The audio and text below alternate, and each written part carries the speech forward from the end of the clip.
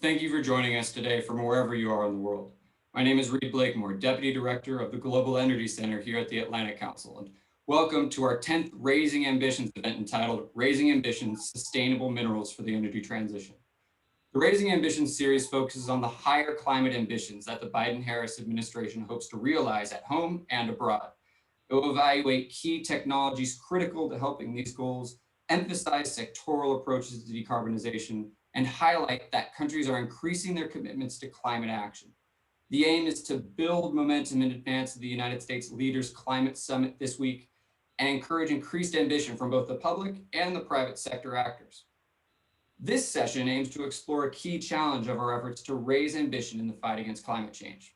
While the global transition towards renewables and advanced energy technologies offers profound opportunities to reduce emissions and improve energy security, policymakers, industry leaders, and local populations must work together to ensure that the minerals and materials associated with these technologies are extracted and produced in a sustainable manner. Environmentally sound mining and processing, just treatment for local communities, and net zero emissions in the mineral life cycle must come front and center as demand for these minerals continues to grow.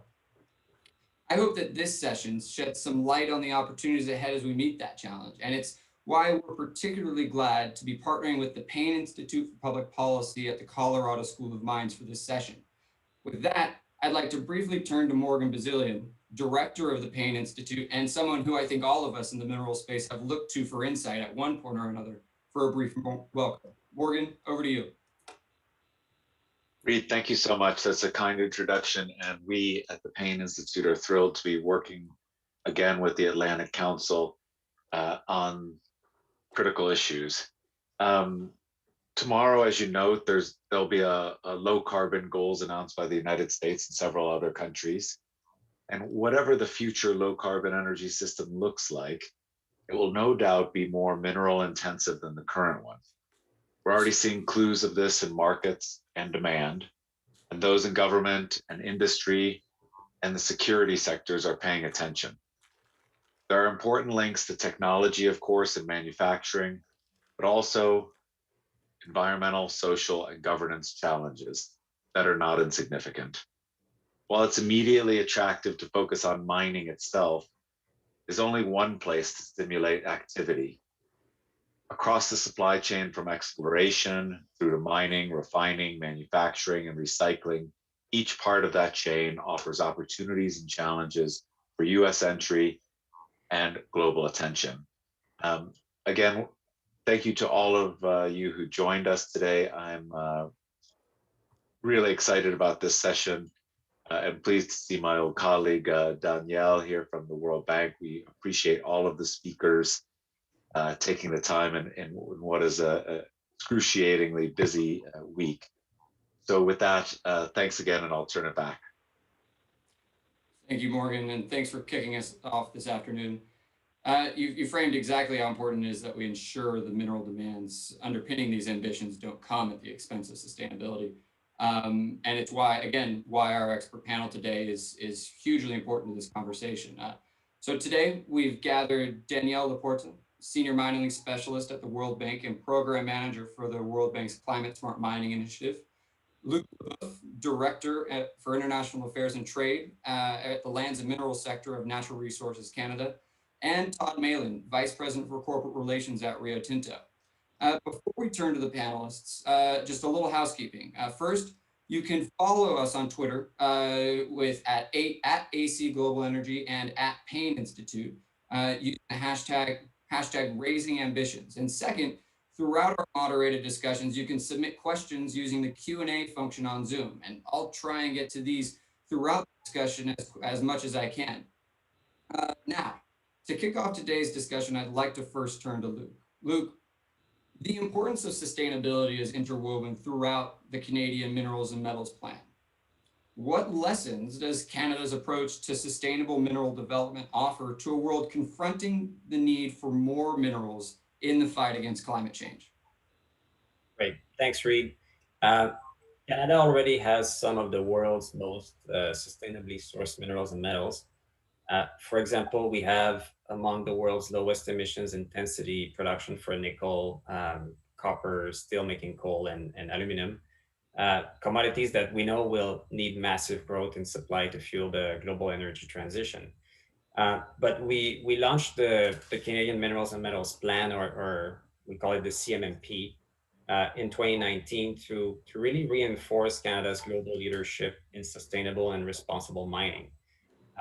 It includes a vision, principles, strategic direction, and things that were commonly developed by all levels of governments, with industry, Indigenous peoples, and stakeholders. And this is one important lesson from Canada's approach to sustainable mineral development, is that a commitment to sustainability from all players is really important to set the bar for responsible sourcing. I would say Canada's approach to sustainable mineral development spans the entire supply chain and life cycle of a mine as well.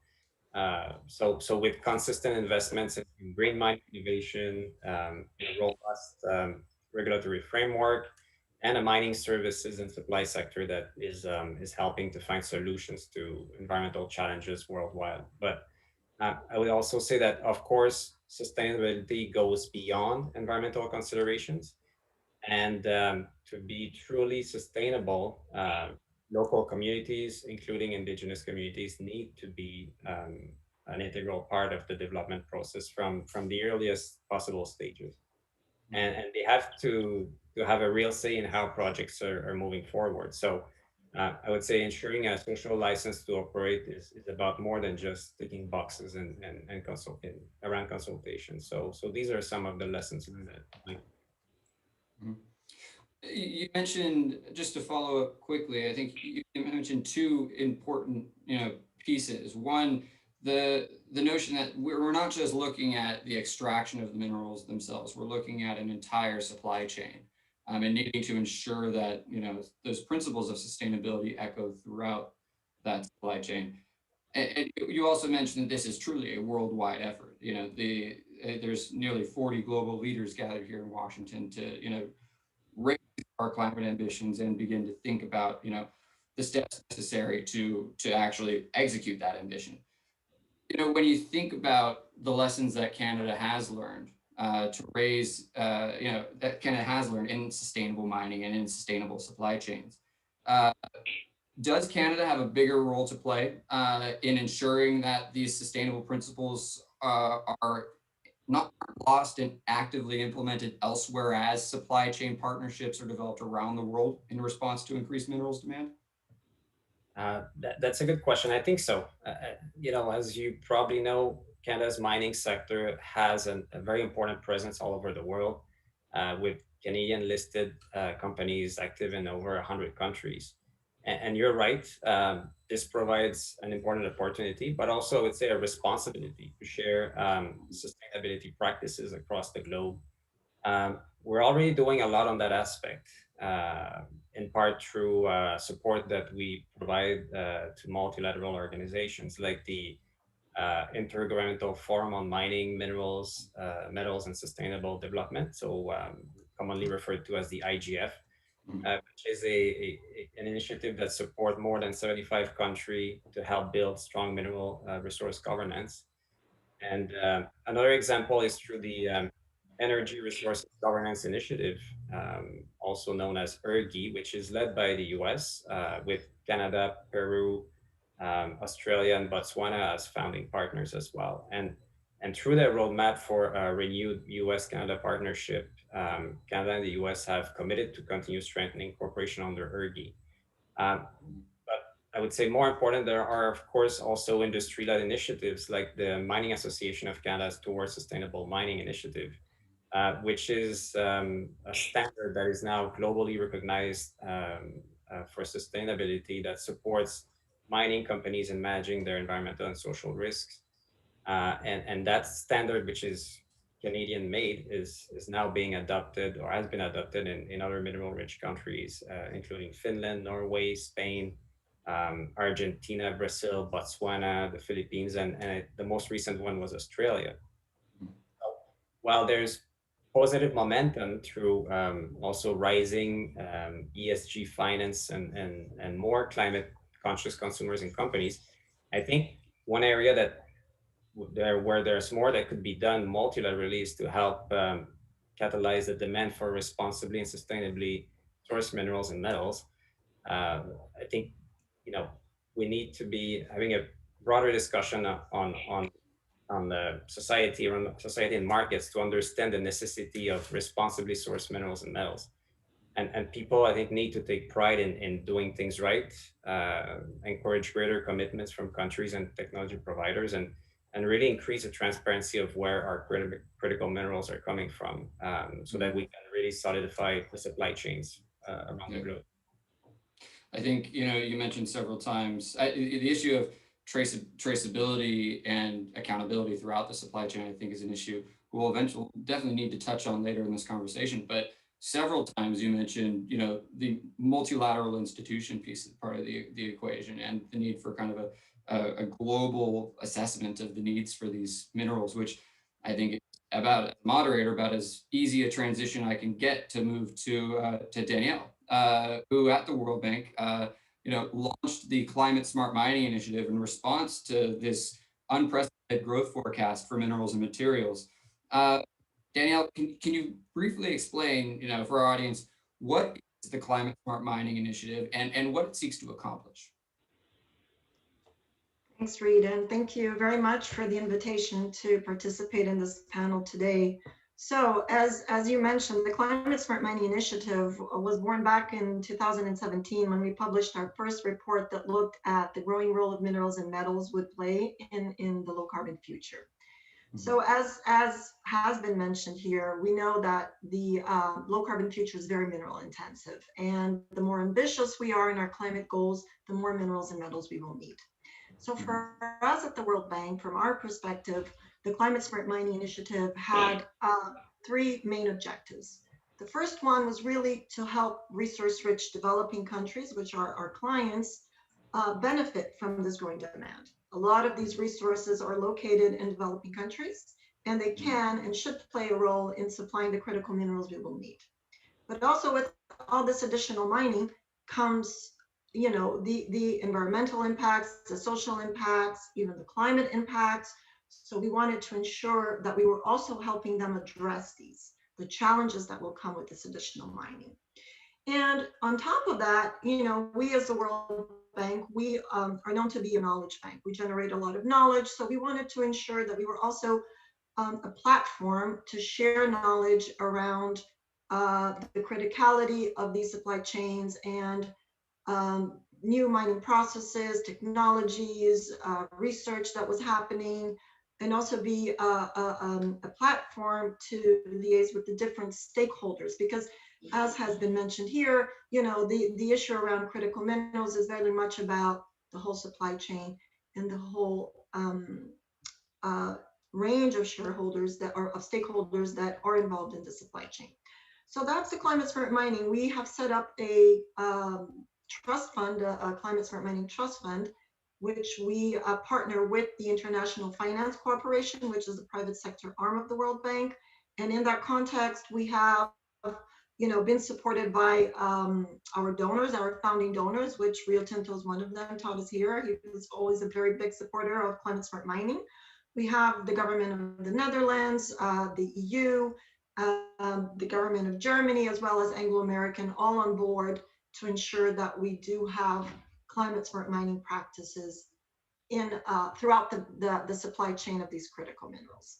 So in that context, we're doing a lot of work. We are providing policy guidance to countries to ensure that improved mining practices are implemented and part of their policy strategies, but we're also working with the private sector, for example, developing roadmaps on how to decarbonize and improve the material footprint of these supply chains.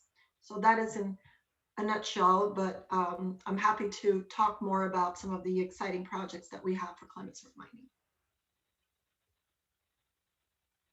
I muted myself. There we go.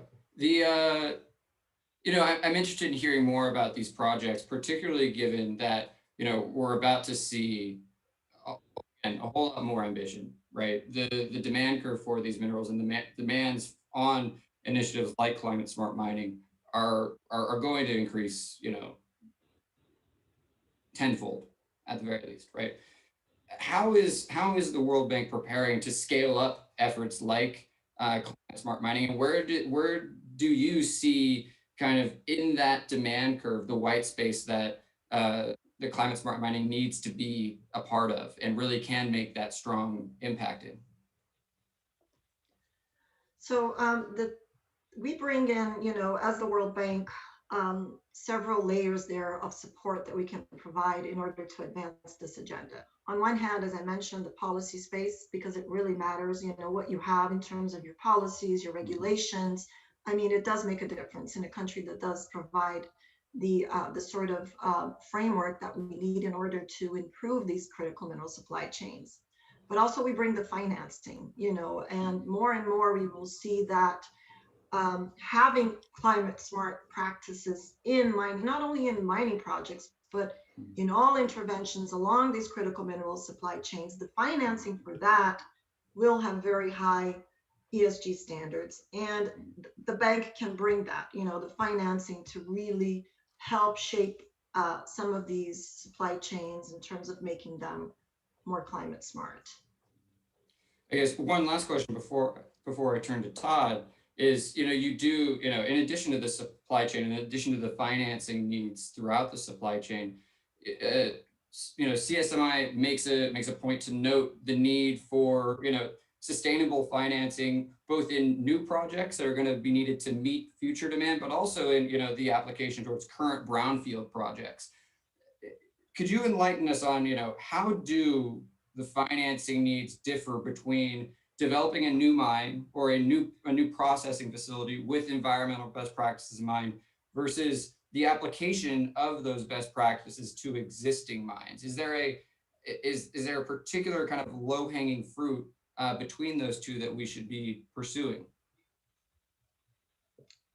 I feel that, for the financing of mining projects these days, the requirements are going to be very high, regardless if this is a greenfield project or brownfield project, because investors are concerned. There is the reputational risk, there's the project risk, there's the climate risk. So I think what we will see is more and more scrutiny.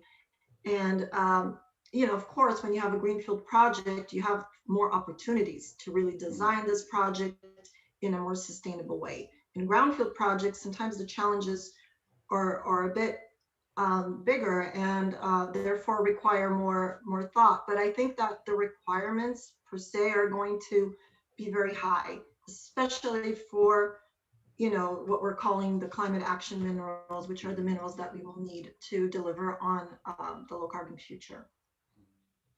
Okay, thanks. So I guess you mentioned Rio Tinto earlier, and so I think it's a good opportunity to turn to Todd Malin from Rio Tinto. Todd, I want to start, we're contextualizing a lot of this discussion in building a net zero future. And so I think it's important to highlight that Rio Tinto last year, announced its own net zero objective to reach net zero emissions from all of its operations. And I think notably, this includes both the investment of $1 billion by 2025. It includes a 30% reduction in operational emissions intensity and a 15% reduction in absolute emissions, all from 2018 levels.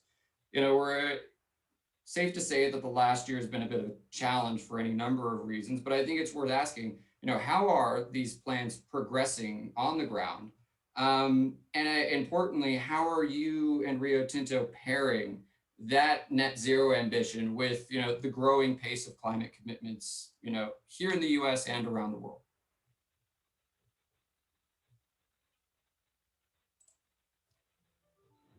Can you hear me? Yeah, we hear you. Sorry, I had you on mute there. I really appreciate the question, because I do think that, we have made serious and significant commitments to decarbonize our operations. We look at the commitments that others have made and that governments have made because of the products that we supply as an opportunity in terms of our business. And so it feels to us, it's incumbent for us to make sure that we're doing our part with these commitments. But as everybody in the business community and in heavy industry particularly in areas that are hard to abate, understands it's hard to find the right ways to approach this. So I think that with the $1 billion fund that we've announced and with key personnel in places across our entire business, we're looking at ways to find ways to change how we operate, to decarbonize our operations, and then also looking to new innovation that's out there and how we can be an early adopter of this new technology. So just last month, we announced that we are partnering with a US technology company backed by Bill Gates and started by Bill Gross from the MIT Idea Lab. The company's name is Heliogen, and they are actually using solar technology and AI to provide solar arrays that actually help to create steam and potentially energy to take other sources of energy out of our industrial process in the mine that we've got out in Boron, California. So we're looking very hard at different types of innovation and then looking at how we can adapt that within our operations to decarbonize our industrial footprint. Mm-hmm.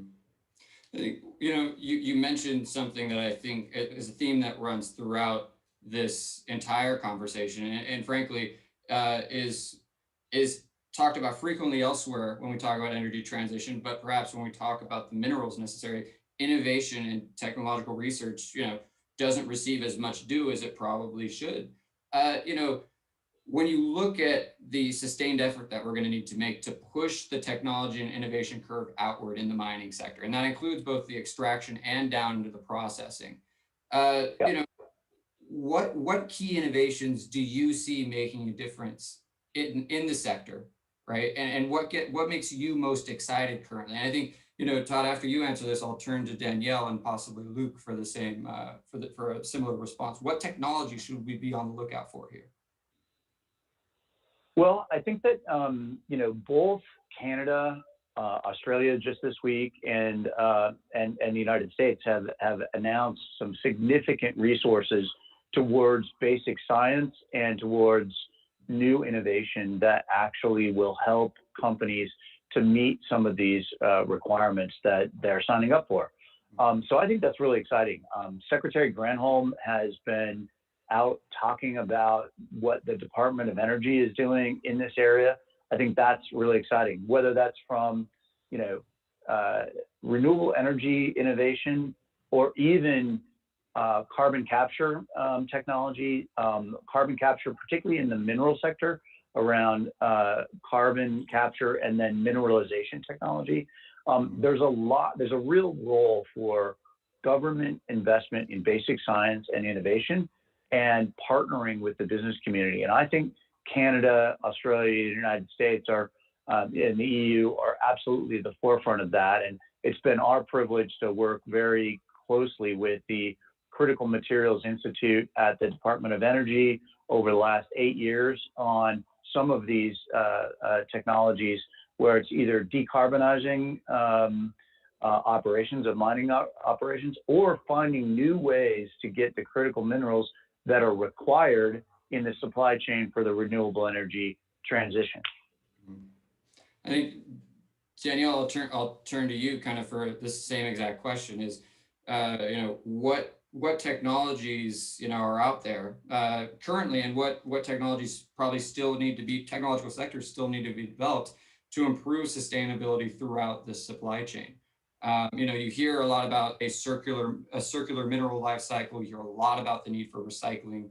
Where are you looking in the technical innovation space? So that's a great question because, I've been working in the mining sector for more than 20 years now, and I feel that we are in a time of real change and real technological innovation that's coming to the sector. And there's a lot of interesting activities and new technologies going on. But if I were to pick one, or two, I would say that hydrogen is one of the technologies that gets me excited these days, especially for the decarbonization efforts that we need, not just for the mining, but for example, for steel production, I mean, hydrogen is going to be key to really decarbonize these supply chains.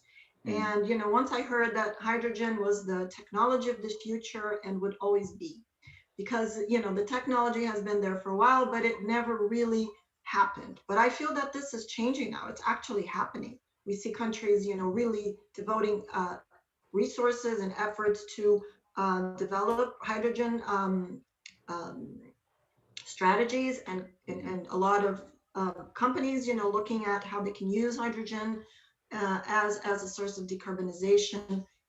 So for me, that's one. And the other one that's what you just mentioned around, for example, the reprocessing of tailings and all of the technology that needs to happen in order for us to better manage the waste that comes from the mining operations. There's a lot of innovation going on in that space, and that's also super interesting and super critical. I want to turn back quickly to Luke, because Todd started. We started with Todd talking about net zero commitments, and Canada recently had a broad package of climate legislation, and Todd also mentioned the need for continued government investment in research and innovation. So Luke, I might ask you, amidst Canada's growing ambitions for broader climate action, while at the same time being home to a range of mineral companies and mining operations, how has Ottawa sought to, encourage these companies to be ambitious and provide, support where it can to help that level of ambition? What elements of Canada's climate policy approach are most important for these companies to own and take forward? Well, I would say, obviously, Canada's carbon pricing has really helped incentivize the minerals and metals producer in the country to reduce their emission and carbon intensity. Also, in 2019, we had the Impact Assessment Act that was revised, and it's a federal regulations that it's outlining the process for assessing the impacts of major projects in Canada, and so it's been broadened, the set of factor that needs to be evaluated in order to develop new mining projects in Canada. And that strong regulations really ensures the responsible development of our resources environmentally, socially, and economically. And companies are adjusting their practices to meet that. And we also have various innovation programs at the federal level. I mean, my department, Natural Resources Canada, is a science-based department. We have various labs, and including one on mining technology. And we have various programs as well that help incentivize the adoption of clean technologies in mining operations. And we talked about extraction from waste. We have a program called Mining Value from Waste as well, which is exactly to seek to produce critical minerals from mine tailings. And we work very closely with our industry partners on this development of technology. So I think, all these different aspects are really things that we've done to really help our companies adjust to that. I think, so now we've touched on this issue 3 times, which is a magic number as a moderator to where I have to actually bring it up. We've mentioned, minerals from tailings. We've mentioned, the circular mineral life cycle.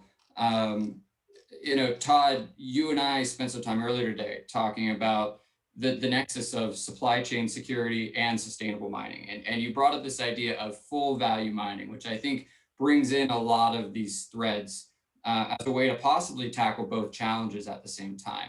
Could you just briefly expound on what full value mining is, and how Rio Tinto is rolling out these ideas in its operations? Yeah, I'd be happy to. And Luke really sort of touched on it already, which is not just looking at what's in the ore body, but also what may have been in historic tailings that back 20 years ago, 30 years ago, maybe vanadium wasn't something that people really saw a use for. So I think Rio's taken this approach of saying, we get a license from society to take, something out of the ground, and we have an obligation to understand what is the full value there, not just go after the primary material, and then also look at our waste streams. And so there are a couple of really interesting examples in Canada, in the US, that just bring to your attention about in this concept of full value mining. First of all, we just announced this month that we're now producing battery grade lithium at scale at our boron mine that's 150 years old in Boron, California, and has been reliably producing borates. But now we found a way through some processing innovation, collaboration with the Department of Energy's Critical Materials Institute, to reliably and economically extract lithium from the waste stream there. And I think, we will, potentially be by the end of the year, a very large producer in North America of battery grade lithium from that source. Similarly, in Quebec, we're now producing scandium oxide, a critical mineral on the US and on the Canadian list, and also taking the scandium oxide and not only providing it as a potential feed into new battery technologies, but also combining it with our expertise in aluminum to make scandium aluminum alloys, which are, for material scientists, like the holy grail of aluminum alloys, but nobody's ever been able to specify it because they've never been able to depend on a price for scandium in year 1 versus year 5. With greater ability to supply scandium on a reliable basis from Quebec, we really believe that we're going to be able to go to the aircraft industry, to the auto industry, lots of different people that need to do lightweighting but maintain strength, and offer a whole new product line. I think the other example I'd bring to your attention is tellurium.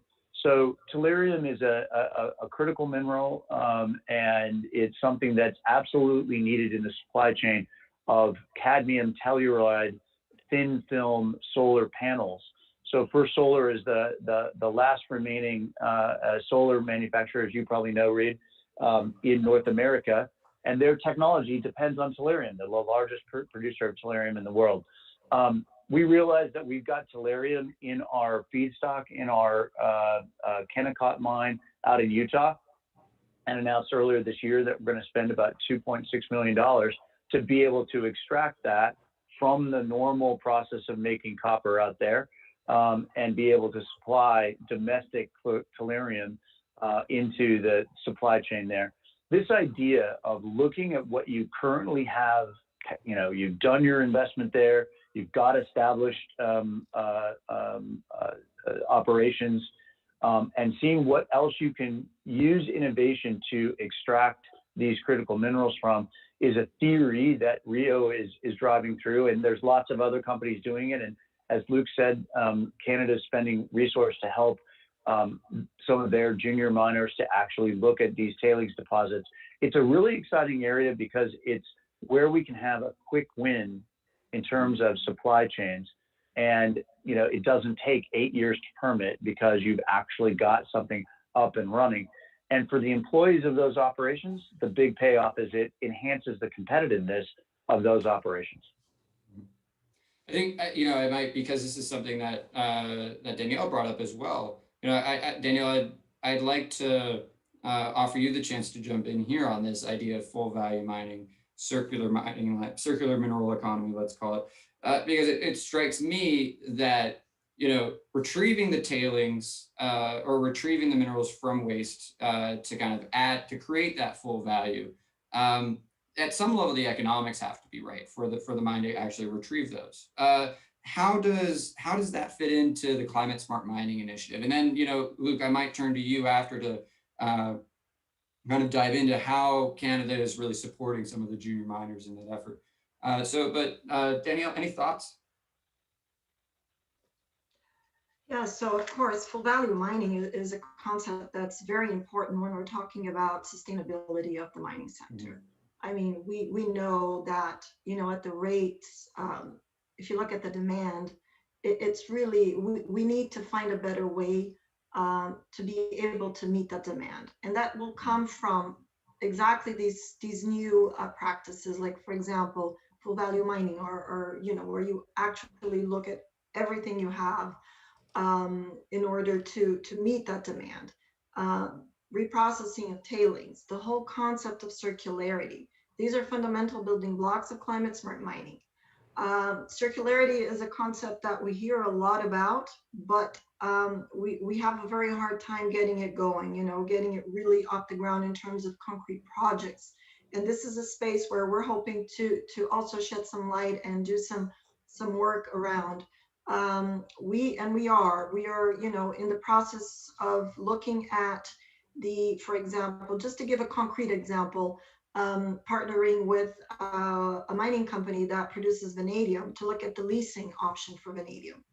Like instead of selling the vanadium in an integrated supply chain, the vanadium would be leased and then come back and be reused. So this is one project that we have ongoing, because we really believe that, although we know, our research has looked at, for example, recycling and the role recycling will play in meeting mineral demand. And we know that even if we do scale it up to very higher levels than we currently have, it will still not be enough to meet demand. So we have to look at other options to really enhance the sustainability of these supply chains. Mhm. Luke, I might turn to you next, just to give you an opportunity to weigh in on this issue. Todd mentioned the kind of the support that Canada is providing its junior miners or in its entire mining ecosystem to kind of explore these ideas. Any particular thoughts there? I would just mention, so at Natural Resources Canada, we have that program called Mining from Value from Waste, which really speaks to produce those critical minerals from mine tailings. And it helps really lower the overall carbon intensity of mineral products and reduce the liability associated with long-term storage of tailings. And we work very closely with the companies because they have different challenges to address depending on the tailings that are at hand, right? So different processes have to be developed. So our researchers are working very closely with those companies, and we also have a suite of innovation program at the federal and also different levels from the provinces, where we help those companies once they get to a point where the technology is developed and they need to get a bit of support to launch their projects. So we have the programs are in place to help them provide some support for them to get going on that. Mm-hmm. I think this idea of recycling, Danielle, you mentioned that recycling, even if we manage to perfect recycling, we're still going to not be able to meet our full mineral needs. We have a question from the audience, which I just think is useful for clarification. When you say recycling, does that include the recycling of just general electronics to handle a portion of this demand? Is there still, after you include both the recycling of tailings, the use of waste, and existing consumer products, that you still kind of need to perfect the sustainability of the upstream?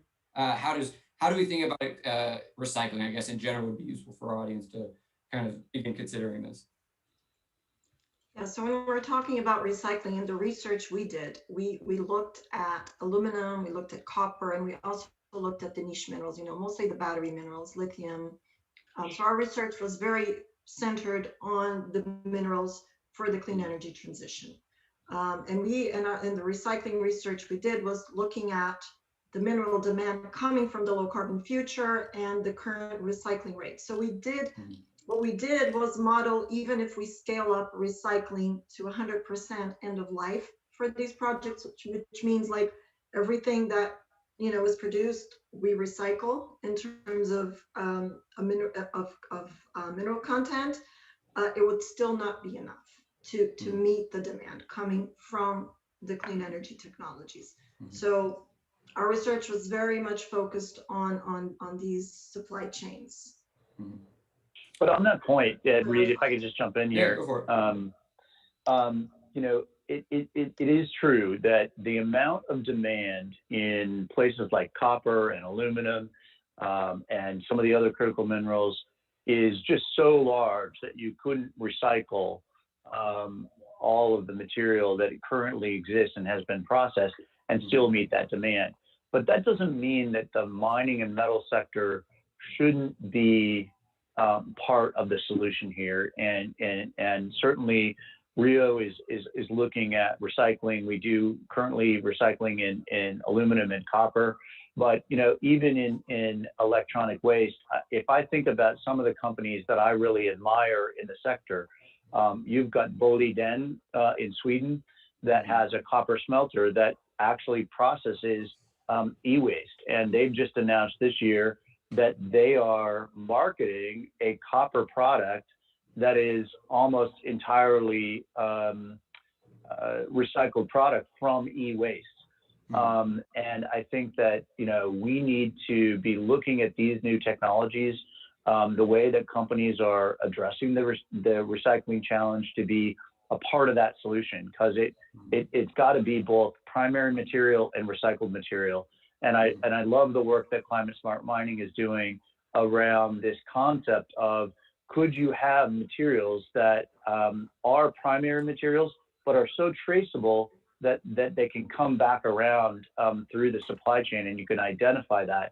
One of the companies that I really admire in this area is Talon Metals and their deposit Tamarack, which is a nickel deposit in the state of Minnesota, and probably one of the only long-term nickel deposits in North America that I'm aware of, at least. And they are focused on this idea of green nickel, and actually using blockchain technology to trace that all the way through from the mine to the battery and then back through the recycling process. So I think that's a very exciting area for the industry to be a part of the solution. Mm-hmm. That's interesting. And yeah, we'll return to the blockchain and traceability. I promise I'm not pushing that, because I've pushed it off twice now. I want to pivot slightly to the other part of the sustainability kind of equation, which is, when we talk, there's the conversation about the sustainable retrieval of the minerals itself, but then there's also the physical sustainability of the mine and the processing facilities where we're producing these minerals. And I'll turn to Luke first. Let's take proper engagement of local communities. Where, just yesterday, the Atlantic Council, we held, as part of our Raising Ambition series, Raising Ambitions for Environmental Justice. And, the engagement of local communities, and pulling on a question here from the audience about, proper handling of biodiversity and wildlife as a part of this too. Those are all parts of sustainable mineral development. And it's an area where in the CMMP, Canada actually has specifically called out as an area where Canada wants to continue to demonstrate leadership. Can you provide some detail to that? And in particular, how is Canada's mining ambitions taking care to be inclusive of local communities, caretakers of Canada's rich biodiversity, as it kind of raises its ambitions to participate in this minerals demand? Yeah, that's super important. In Canada, Indigenous peoples are an integral part of mining activity, as most of the Indigenous communities are located within 100 kilometers of major minings and metal projects. And the mining sector is also proportionally the largest private sector employer of Indigenous peoples in the country. So Canadian exploration and mining companies really understand and recognize that early and meaningful engagement with local Indigenous communities is crucial for project success in the long term and in the short term. And you see this commitment through various ways. For example, Indigenous participation often involves agreements with companies that allow communities to obtain various benefits and companies to increase the level of certainty for their project. And that's part of sustainability, as part of responsible development. Right now, we have, I think, over 490 such active agreements between mining companies and Indigenous communities in the country. And they support participation through training, business development, employment, social investments, procurement. And I mentioned it earlier, but the Mining Association of Canada's Towards Sustainable Mining initiative, it really is something that helps in all these aspects, especially with local communities. And we have all sorts of other initiatives, like some for training of indigenous people from the Canada's mining industry, human resources council. And obviously you mentioned the Canadian Minerals and Metals Plan, and we do through the plan put a priority on advancing local participation of communities, including indigenous peoples in the sector. And we have specific actions related to this through the plan, including trying to enhance procurement and business opportunities for indigenous firms. And for that we designed a bunch of a series of procurement webinars to provide information on exploration and mineral development cycle, and also all the related opportunities that are available to indigenous businesses throughout the whole mining cycle. So these are just some examples of measures that I think really can help build that inclusive partnerships along the mine.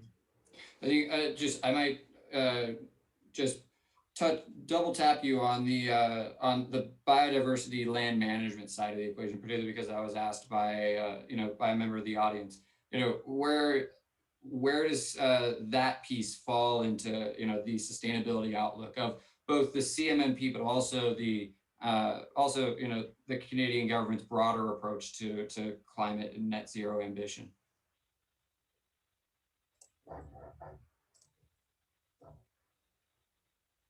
Oh, sorry. Yeah, addressing the question to me. I was sending that. Sorry, I was sending that to you, Luke. My apologies. So I think these are very important considerations as well. I would say, we're doing a lot of work on that aspect, but I would say, these are all things that, as part of the plan, we need to work together, and we've been trying to implement this approach across the plan as sort of a joint initiative, a joint vision and actions that we're implementing as partners. Really, that's the whole thing. Yeah, I think you mentioned a joint plan, joint partnership. I think then it makes sense to Todd, to turn to you. Rio Tinto, as a mine operator, you're in some ways on the front lines of developing these projects with local communities, and so the just treatment of those communities is a huge part of the equation here. How does Rio Tinto, make sure that environmental justice, local engagement with communities isn't just a box checking exercise? And as a second part to that question, how do we, as a broader group of industry, policy, and energy consuming stakeholders, how can we all do better to make sure that these groups don't bear the unfair burden of supplying the minerals for our climate goals? Yeah, I think that from our standpoint, it's a multifaceted challenge. First and foremost, though, in the communities where we operate, we've got to listen to the community where we either currently operate or aspire to operate, where we may be exploring. Our exploration teams spend a lot of time with community trying to understand the goals and concerns and fears of the community about what a particular operation may mean to their community. And I think that, for me, that's one of the most impressive parts of the early phase of building a mine, is to try and understand, and then also help people understand what that particular operation might do to help with the challenges of the renewable energy conversion. If you're in a community where you have a copper deposit locally, understanding how that feeds into a future of decarbonization is probably fairly important to how you think about whether you want to grant license to operate. I think that it also requires us to invest in efforts like Danielle's in terms of climate smart mining, in which people are talking about and shining a light on the need for, first and foremost, the best environmental standards, but secondly, shared economic benefit to make sure that a mine operation or an investor comes in and they bring labor from outside of the region, from outside of the community. That's not really environmental justice either, or economic justice. So I think that it's really important that groups like the World Bank and the IFC are very much focused on that and setting standards around that. And obviously, the Government of Canada's standards are incredibly important in that respect. I think industry standards are also important. So if you look at the Aluminum Stewardship Initiative, it has 11 factors in order to be credentialized under the ASI standard, all the way from the mine through to production of aluminum. Those 11 standards that are set in the ASI standard have to be met, and it includes things like biodiversity, and it includes human rights. And so those are all independently verified factors of that standard that was set up through a multi-stakeholder process, including industry, but also including civil society groups. And I think those are the ways that people can have confidence that where those investments occur and they have those standards or they meet those standards, they actually are paying attention to the ideas of environmental justice and economic benefit sharing. Danielle, I want to give you the opportunity to kind of jump in there. What is the role of the World Bank in climate smart mining here? What are you already doing in this space, and what more do you think can be done? Yeah, so for us at the World Bank, having mining deliver on the benefits it can for people, it's really at the core of what we do at the bank. How can we help mining really contribute to growth in developing countries and to sustainable developments? Because one without the other can't happen. Sometimes you have growth, but then we don't deliver on the development. So for us, this is critical, and it's climate smart mining comes on top of that. We really need to work to ensure that mining projects do deliver, and that the industry does deliver, because it can have a transformative effect if done right, if done at the highest standards. And that's what we want to do with climate smart mining. One of the things that is very important to us is that, if regardless of where you're developing your mine, be it in Canada or in Sierra Leone, for example, we want to help bring the technology, help bring the standards, so that you don't have first class and second class tier minerals that will deliver the minerals we need for the low carbon transition. We want those playing fields to be more leveled out. So that's one of the objectives of climate smart mining. And may I jump in here just to talk, because we talked a little bit about biodiversity, and one of the things that we also have been doing under climate smart mining is the forest smart mining work. We all saw in the news for a while now, we've been talking a lot about nickel, and we need nickel to deliver on the batteries, on the electric vehicles. And if we look at where most of the greenfield nickel projects are located, they're in forested areas. These are lateritic nickel deposits that are in forested areas. So how do we develop these mines, in a sustainable way that does preserve the forest, that does preserve the livelihoods of people around these areas? So that is a core element for us. But we want to bring new thinking to that. Biodiversity conservation, offsetting. This has been around for a while, and a lot of companies are doing an excellent job there. But we need to bring new elements. And for example, how can we use carbon markets, in order to finance some of this work? Nature-based solutions. So that's in the core of what we've been doing under the forest smart mining work. And we'll have a new report coming out at the end of the year, looking exactly at the use of nature-based solution and carbon markets to finance conservation and rehabilitation in forested areas. So I think we have just a few minutes left, and I think we've touched on any number of these different, these components of sustainable mining. The environmentally sound extraction of the material itself, the processing, the just treatment of local communities, and the being proper caretakers of the biodiversity around the supply chain.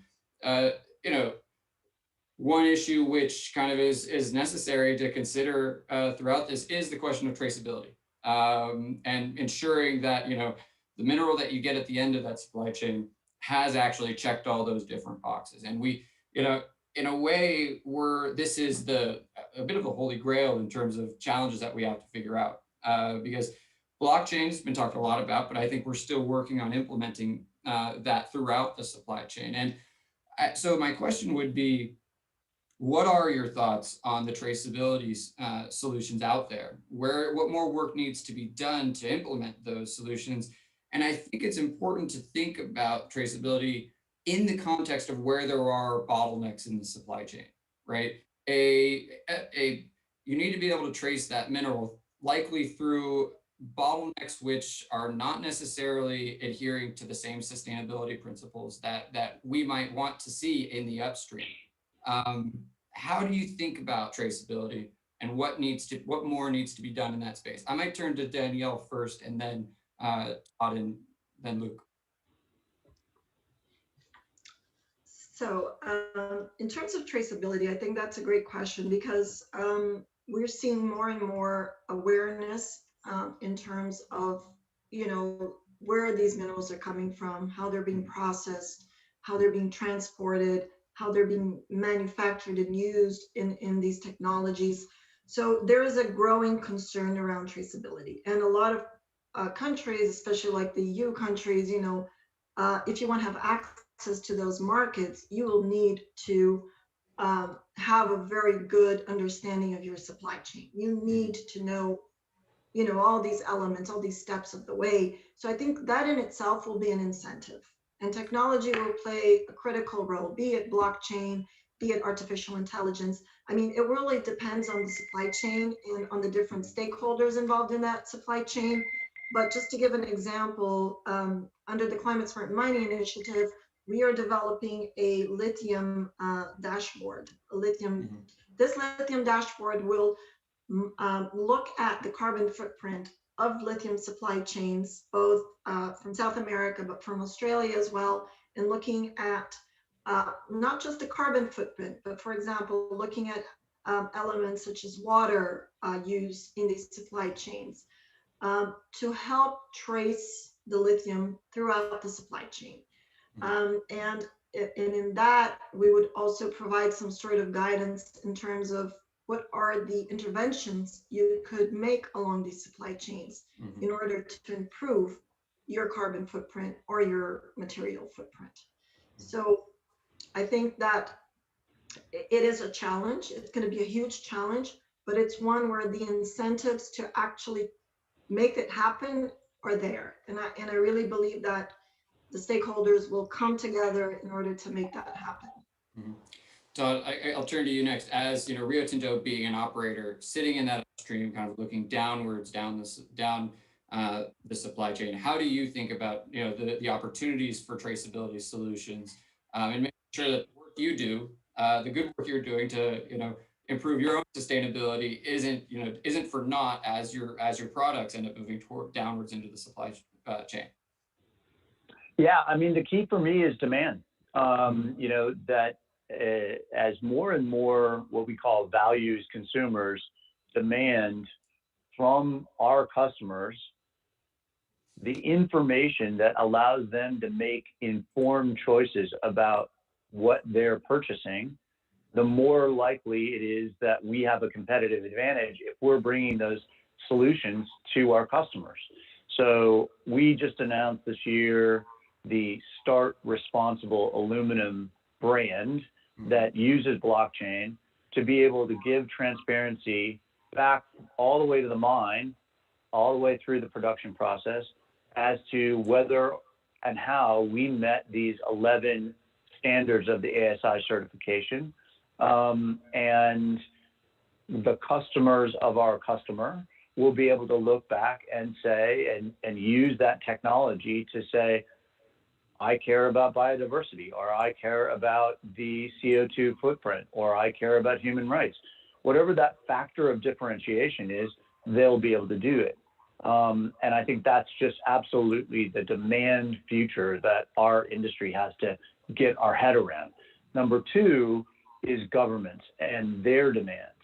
Because if they use their government procurement power to say, I want to know where this was made, or I care about the low CO2 profile, California has just implemented what I consider to be a really innovative Buy Clean initiative, where they're looking at steel and cement and hopefully aluminum and copper and other things in the future, and looking at the CO2 footprint of those materials that they're buying and trying to make sure that they're buying the lowest CO2 emitted materials.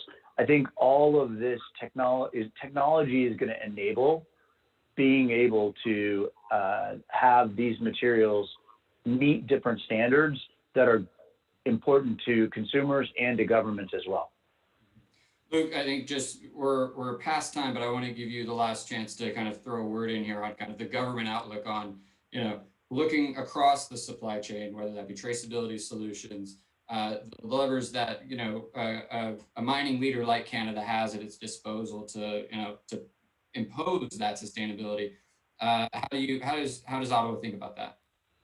I would say it's a very exciting area, obviously for us, somewhere where we are putting more emphasis now, and that's why I totally agree with what Todd and Daniela mentioned earlier, and this is why we've joined, for example, like the Global Battery Alliance over the past year. So all this idea of battery passports, where you would see at the end of the product, like how the ratings for human rights, for environmental sustainability, and for all the other metrics for this to see like the whole the value chains of the product, basically see how sustainable and responsibly produced they are.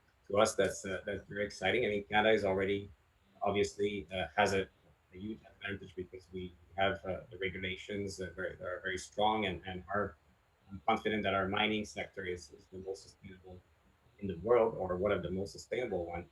So for us, we see this as an area of opportunity for branding and as enhancing our using our competitive advantage basically to Canada's advantage. So it's a very exciting area for us for sure.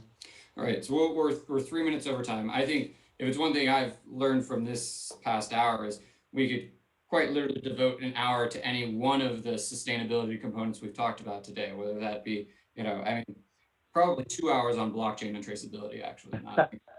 But whether that be, the opportunities in waste tailings, I think there's a lot of learning and engagement we can continue to do on the biodiversity and local community engagement side. And of course, we have to contextualize all of this within what is a rapidly growing and evolving policy environment around, concerns about mineral supply chains, demands for minerals from new energy technologies. And so this certainly won't be the first of these conversations that we end up having as a group.